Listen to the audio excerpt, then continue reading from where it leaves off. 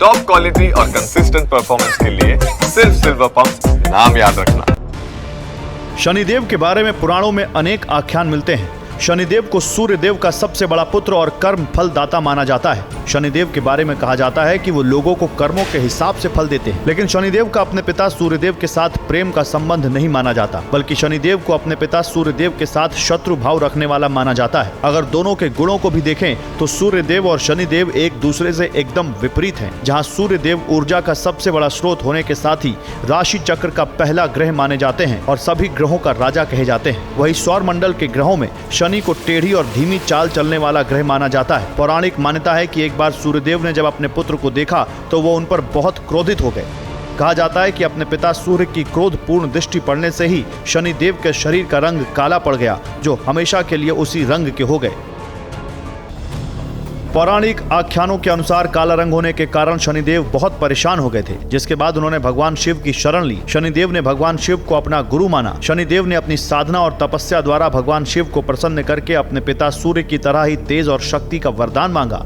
परम भोलेनाथ और औघड़दानी भगवान शिव ने भी शनिदेव की भक्ति से प्रसन्न होकर उन्हें तुरंत वरदान दे दिया। भगवान शिव ने शनिदेव से कहा कि सभी नवग्रहों में उनका स्थान बहुत महत्वपूर्ण होगा। लोग अन्य देवताओं की तरह ही उनकी पूजा करेंगे। इतना ही नहीं, भगवान शिव ने उन्हें यह भी भरोसा दिया कि पृथ्वी लोक में सिर्फ मानव ही नहीं बल्कि देवलोक में देवता भी शनिदेव के नाम से भयभीत रहेंगे और उन्हें हर तरह से प्रसन्न रखने की कोशिश करेंगे। एक मान्यता यह भी है कि भगवान शिव के आशीर्वाद के कारण ही शनिदेव को देवताओं में दंडाधिकारी की उपाधि मिली हुई है।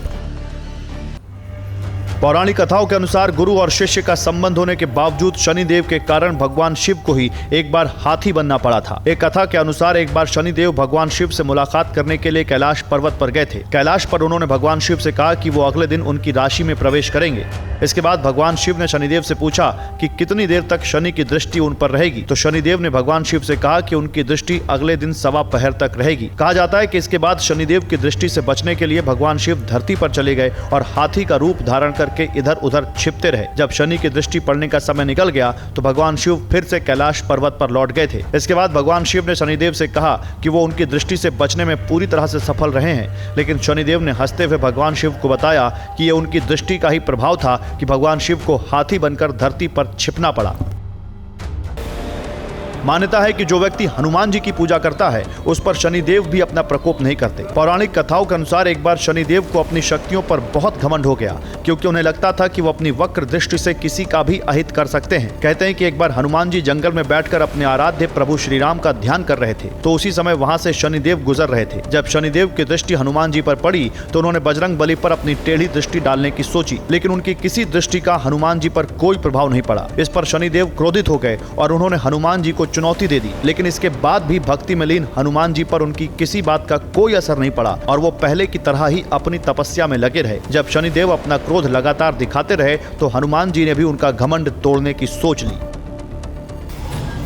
शनिदेव के बार बार चुनौती देने और ललकारने के बावजूद हनुमान जी अब तक बेहद शांत थे, लेकिन आखिरकार उन्हें शनिदेव की हरकतों पर बहुत क्रोध आ गया। हनुमान जी ने शनिदेव को सबक सिखाने के लिए अपनी पूंछ में लपेट लिया, लेकिन कहते हैं कि इसके बाद भी शनिदेव का घमंड नहीं टूटा। उन्होंने हनुमान जी से ये तक कह दिया कि तुम्हारे आराध्य प्रभु श्री राम भी मेरा कुछ नहीं बिगाड़ सकते। अपने आराध्य श्री राम के बारे में ऐसी बातें सुनने के बाद हनुमान जी का क्रोध प्रचंड हो गया।